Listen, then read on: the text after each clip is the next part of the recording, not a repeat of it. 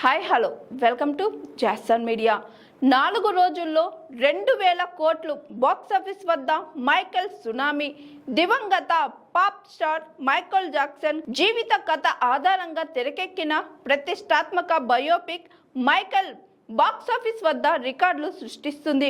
విడుదలైన అతి తక్కువ కాలంలోనే ఈ చిత్రం ప్రపంచ వ్యాప్తంగా రికార్డులను తిరగరాస్తూ అంతర్జాతీయ స్థాయిలో సెన్సేషన్ సృష్టిస్తుంది.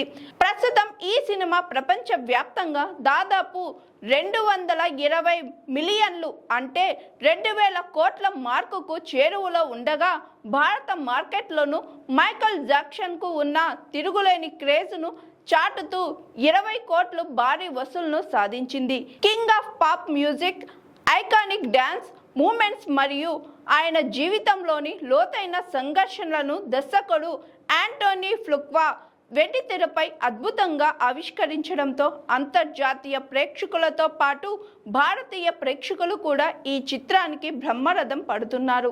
ముఖ్యంగా మైకేల్ జాక్సన్ మేనల్లుడు జాఫర్ జాక్సన్ టైటిల్ పాత్రలో ఒదిగిపోయిన తీరుపై ప్రశంసల వర్షం కురిపిస్తుంది.